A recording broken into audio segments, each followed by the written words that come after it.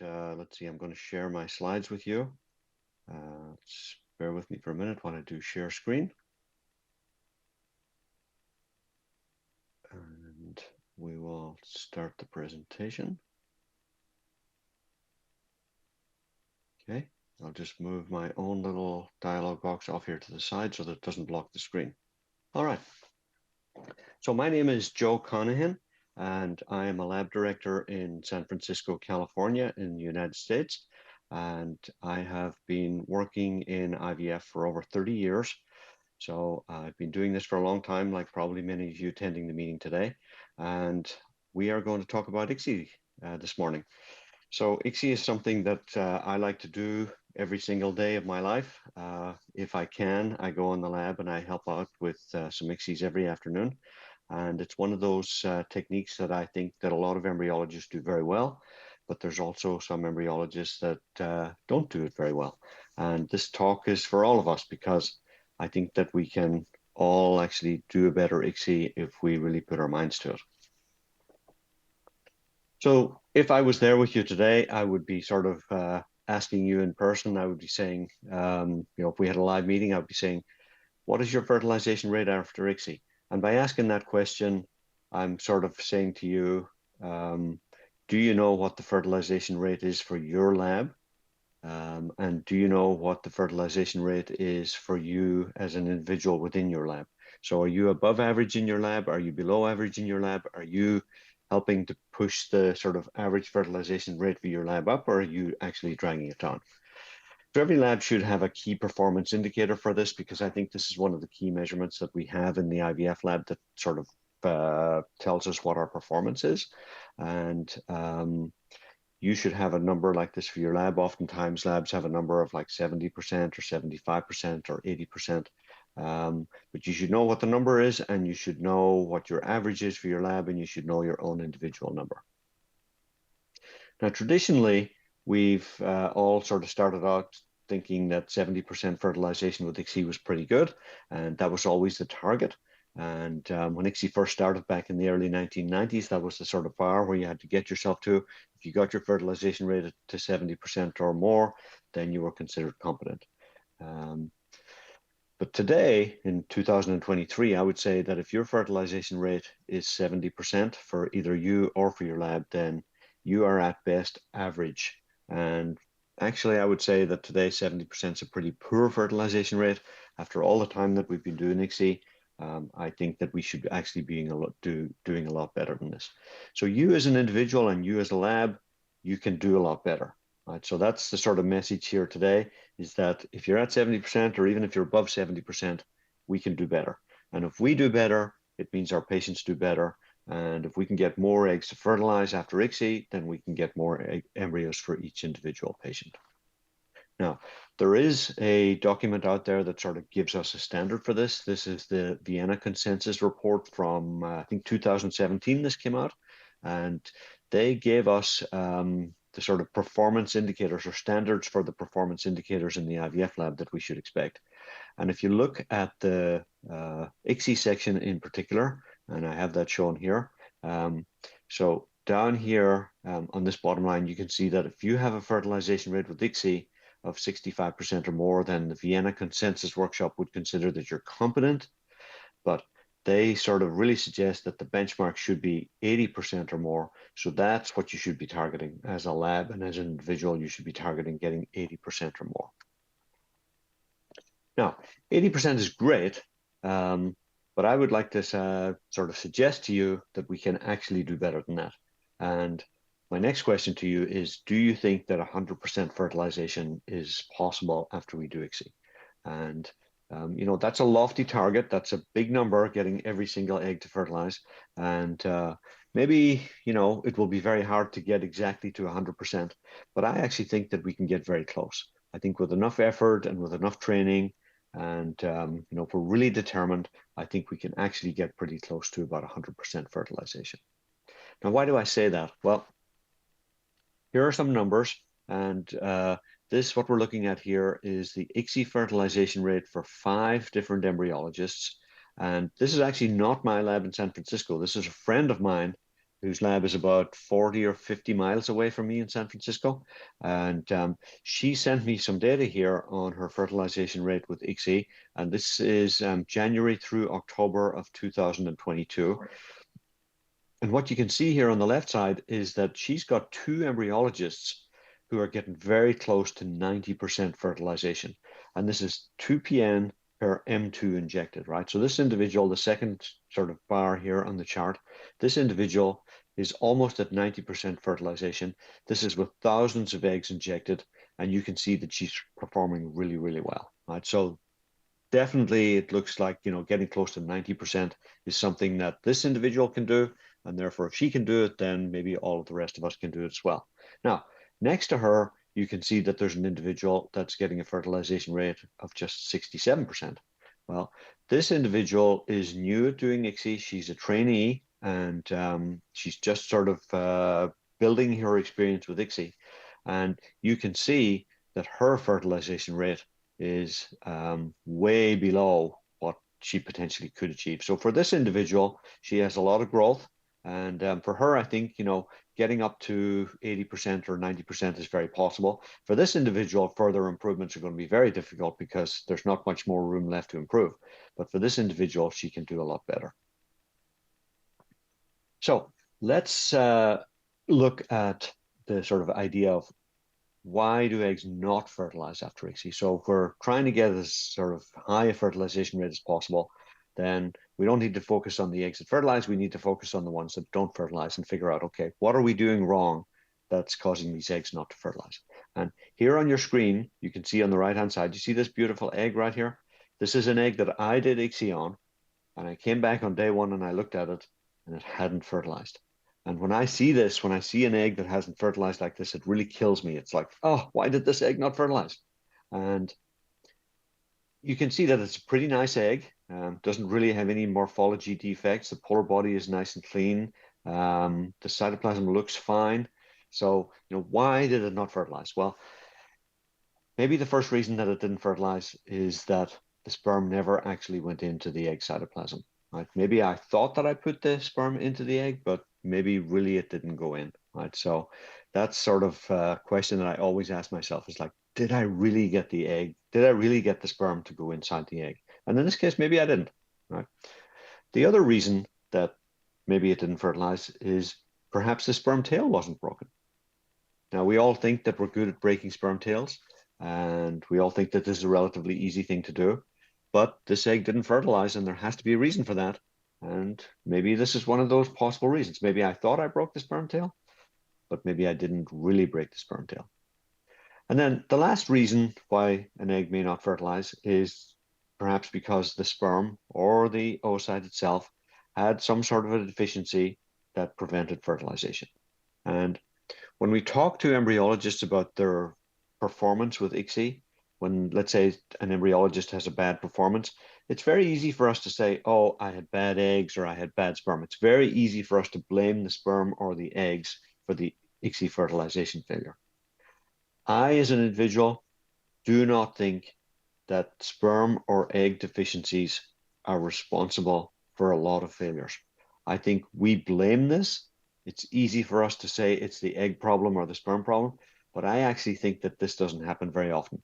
I think most of the time when the egg doesn't fertilize, it's because of reason one or reason two. I think it's our fault as embryologists. We don't do a very good job.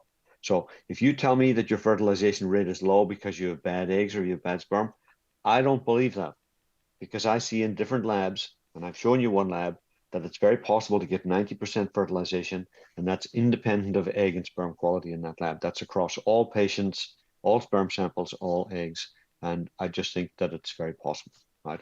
So if your fertilization rate is low, in my opinion, the reason for that is because you are doing a bad job. It's not because of the egg, it's not because of the sperm most of the time, it's because the embryologist didn't do as good a job as they could have done. All right, let's just for a second review what happens during normal fertilization. And you'll remember this from your high school biology. Right, so sperm comes towards the egg, and as it approaches and penetrates through the zona pellucida, we get the acrosome reaction happening. So as the sperm gets into the perovitulin space, the acrosome is now gone, and the sperm sort of sideways like this lines up against the egg membrane, and the sperm membrane and the egg membrane fuse. They come together, right? They fuse together. Right? So the sperm doesn't penetrate the egg. The sperm doesn't sort of dig in and sort of make its way inside the egg. The sperm membrane and the egg membrane fuse, and the sperm nucleus and the centriole go inside into the oocyte cytoplasm, and the sperm tail and the midpiece and the mitochondrial sheath are left outside. They do not take any part in fertilization. So during normal fertilization, the sperm head and centriole go into the oocyte cytoplasm, and they get in there because the sperm membrane and the egg membrane fuse, and the sperm contents are able to go inside in the egg. Now, ICSI, if we think about it, ICSI is very different than that, right? Because the sperm membrane and the egg membrane are not fusing together, and we're actually putting a completely intact sperm inside the egg. So the entire sperm, all of it from head to tail, all goes inside the egg. Now, I want you to think about this for a second. If you take a sperm, a fully intact sperm, and you put it inside the egg, right? The sperm membrane around the sperm nucleus is fully intact. And that's not a normal situation. So the way I think about that is that the sperm nucleus is inside the egg, but it's trapped inside its own membrane. And that membrane has no way of opening up inside the egg. That's not what happens naturally. So I tend to think of this as the sperm nucleus is kind of imprisoned inside the egg. It's inside its own cell membrane and it can't get out. So that's why we break the sperm membrane when we do ICSI. We break it so that when the sperm is inside the egg, the membrane can open up and the nucleus come out. So the message here is that if you don't break the sperm membrane, if for some reason you thought you broke it, but you don't break it, if you don't break it, the egg cannot fertilize. It absolutely will not fertilize. So the sperm tail must be broken before we put it inside the egg. So here we have a nice egg. Here we have a beautiful sperm. That sperm tail has to be disrupted. Well, you got to really break the sperm tail before you put it inside the egg, or the egg will not fertilize. Now, I always sort of ask myself, am I sure that I broke the sperm membrane? Like, am I really sure that I broke it? And I hope you can see this on my screen right here, but here's a sperm, right? And there's a little bit of a kink in the sperm tail right here. So we've done one pass with the needle and we've done a little kink, right? So now we're sort of thinking we did one pass on the sperm, this little kink in the sperm tail. So now we're thinking the sperm tail is broken. But if you look at the sperm tail, it's not actually a very firm kink. It's a little bend right here. And in my mind, I'm not 100% sure that the sperm tail is broken. So what I would do is I would make several more passes with my needle, hitting the sperm tail a few more times, really to make sure that the sperm tail is broken. Now you see this video that we're looking at right here. Here's an egg, and you see inside there's a sperm moving inside the egg. See that? What happened here was that I had a young embryologist in the lab in San Francisco, and she was doing an ICSI, and she broke the sperm tail, and then she picked up the sperm in her needle, and she went to inject the sperm into the egg. And just as she was putting the needle in and breaking the membrane of the egg, the sperm started moving again. So she hadn't actually broken the sperm tail. When she hit the sperm with her needle, the sperm had been temporarily immobilized, and she picked it up thinking it was broken. And then as she was injecting it into the egg, the sperm came back to life. And she was a young embryologist. She was inexperienced and she didn't know what to do. So she just pushed the sperm into the egg. And then when we came back on day one, the sperm is still alive and moving inside the egg. So that sort of illustrates that if you put a sperm into the egg with the membrane still intact, the egg is not going to fertilize.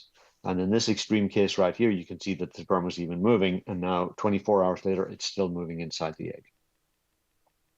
So what I would encourage you to do, and especially for the young embryologist in the audience, really sort of teach yourself this is how to do it, is see what we're doing here? We're making 4, 5, 6 different passes on the sperm tail. So don't just hit the sperm one time, hit the sperm 3, 4, 5 times, and hit it in different places so that you really know in your mind 100% that you've broken the sperm tail. You really know I've smashed that sperm tail. So hit it once, hit it again, hit it again, hit it again. Just keep hitting it so that you know before you go to the egg, 100% you've broken the sperm tail. All right, so that's the sperm tail. All right. Now, let's look at our ICSI right here. So here's a traditional ICSI, got our sperm in our needle, and we're injecting it into the egg. Right, so we're pushing into the egg, and now we're going to aspirate the cytoplasm. And there the cytoplasm breaks, or the membrane breaks, and now we push the sperm in.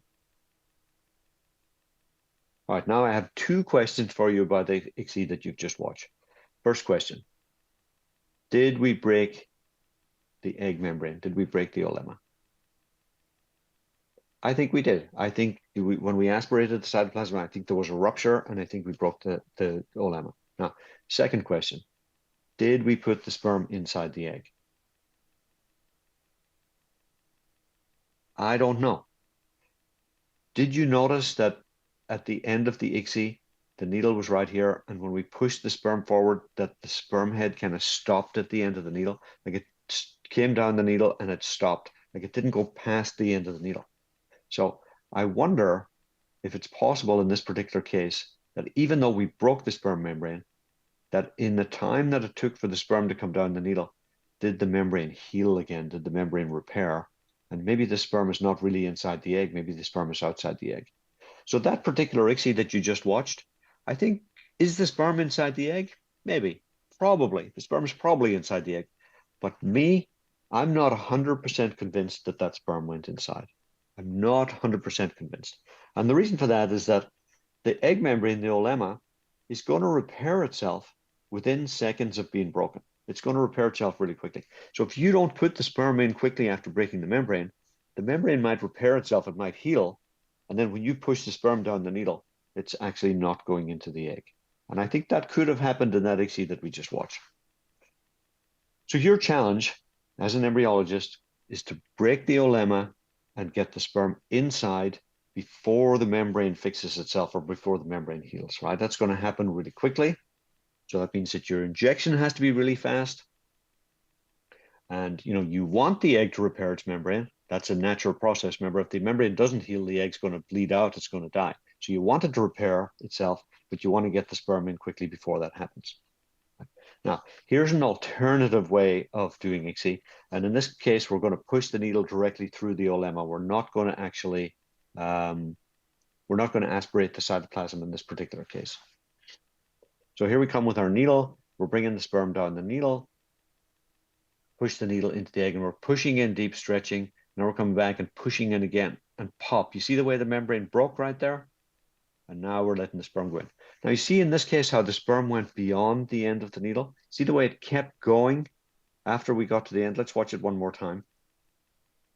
All right, so watch for two things. Watch for the moment that the membrane breaks, and then watch for the sperm going out the end of the needle at the end. So we push in, now we're pop. You see the way the membrane kind of relaxed? So here's the sperm, and the sperm goes way beyond the end of the needle, all the way over to the other side of the egg. See that? That sperm is inside the egg. That sperm is definitely inside the egg. So that is a kind of ICSI that I feel 100% confident that that sperm is inside. So if we sort of go through the details of what we just saw, right? We took the needle with the sperm inside and we pushed it deep into the egg, and that causes this stretching. The membrane is in black right here. That causes this real stretching of the membrane of the egg, right?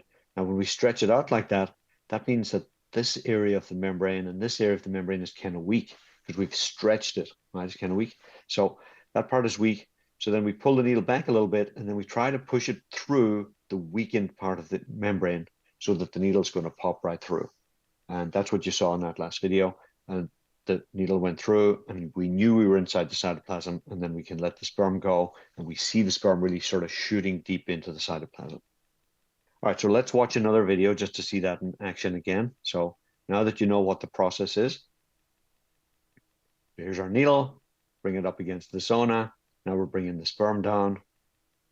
Now we're going to push deep into the egg, and we're going to watch for the membrane breaking. Pop. You see the way the membrane broke right there just by stretching?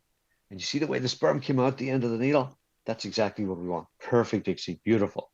All right. Really good to go. Let's watch another one.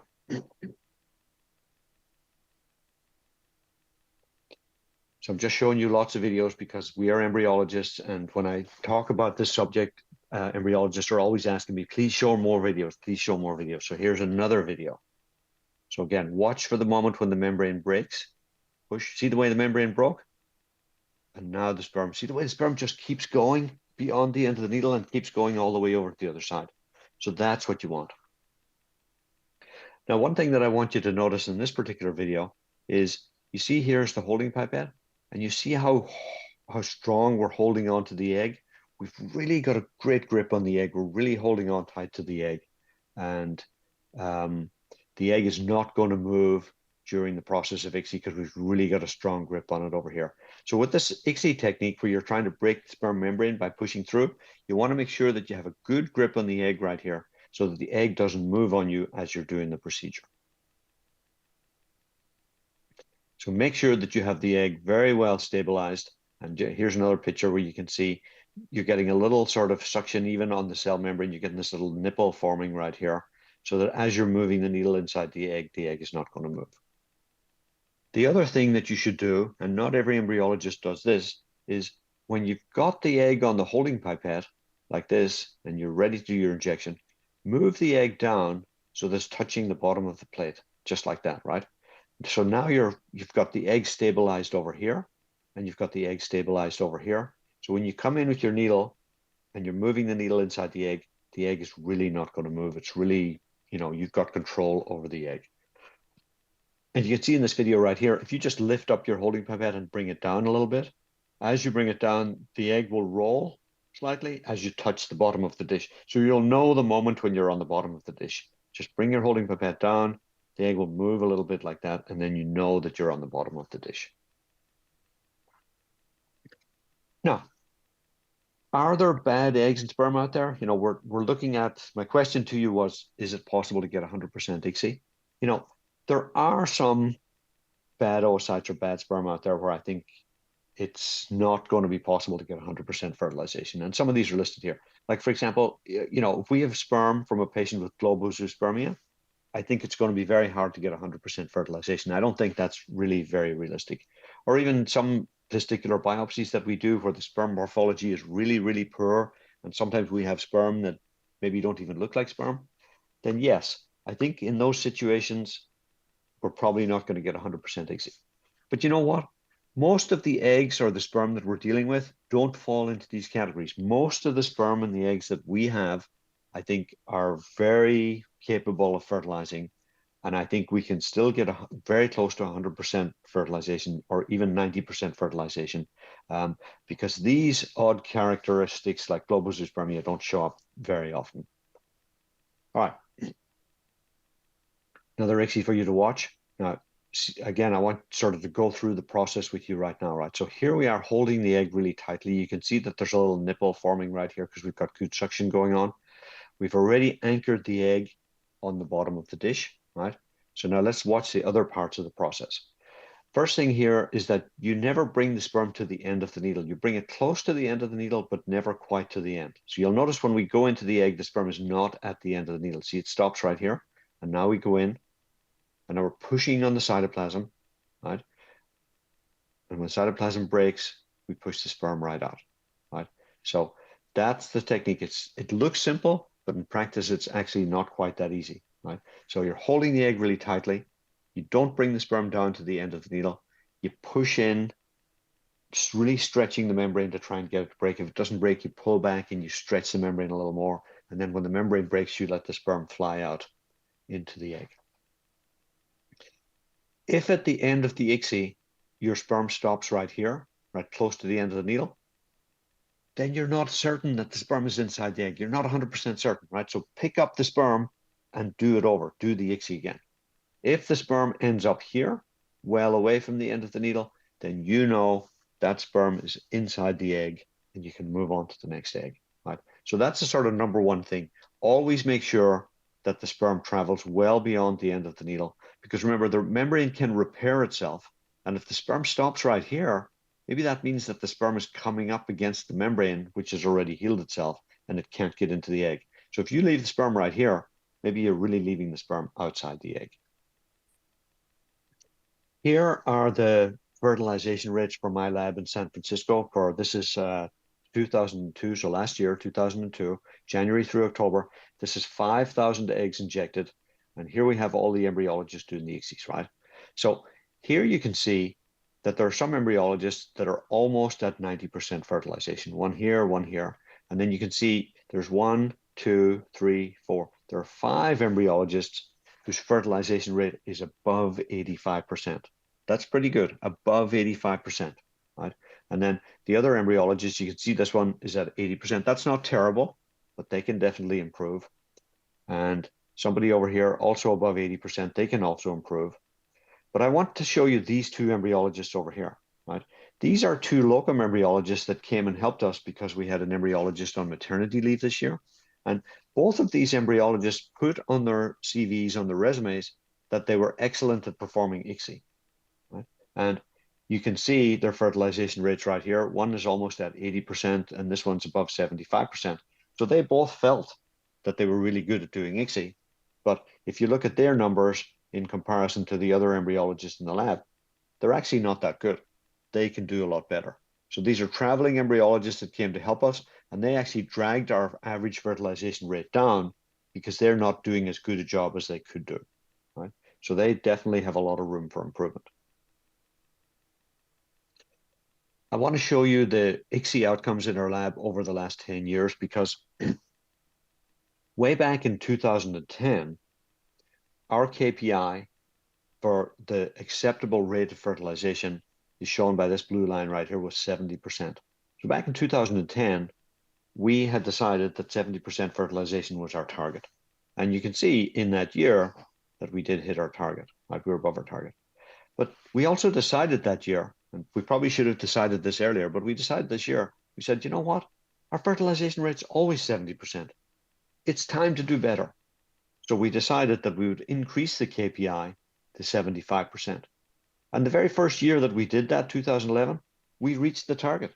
Just by increasing our KPI and setting ourselves a new target, we sort of increased our performance and we reached 75%. So after a couple of years of working at 75%, we thought, you know what? We're actually doing a little better than that. Maybe we should increase the KPI again. So we increased it to 80%. So we were at 70%, then we went to 75, then we went to 80%. So we're constantly sort of trying to increase the standard. And we got to 80% and we thought, you know what? We're hitting 80%. Let's go to 85%. So then we set the KPI to 85%. And you can see that we really sort of struggled to get to 85%, like we were sort of close here, and then we sort of fell back a little bit. But finally, we've crossed the 85% mark, and now we're really close to 90%. We're getting 85% routinely. We're really close to 90%. So now the new target is 90%, right? Because we've got up to 85% over a period of time. So we think we can continue to improve and get the number even higher. Now we're doing other things as well to sort of try and incentivize ourselves to do even better. And one of the things that we do is if we have a patient who has more than 6 eggs, we divide the eggs between 2 embryologists. Right? Now, why do we do that? Well, one reason we do that is because if I'm doing an ICSI and I have a bad outcome, let's say I don't have good fertilization, I don't know, did I have a bad day? Did I do a bad ICSI? Or is there a problem with the sperm or the eggs? If you divide the eggs between 2 embryologists, you can answer that question.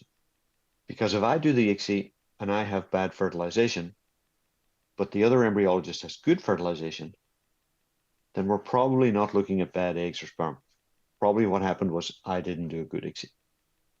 If we have 2 embryologists doing the ICSI and we both have low fertilization, then maybe we could start to think that maybe it wasn't us, but it's unlikely that both embryologists would do bad ICSI. Maybe in that situation, we could say, you know what, maybe there is a problem with the eggs or the sperm. So that's a good way to sort of figure out, is there a problem with the eggs or sperm, or are the embryologist having a bad day? But the other thing that this does is that if you have 2 embryologists doing ICSI, it creates a little bit of healthy competition in the lab. We get a little competitive with each other.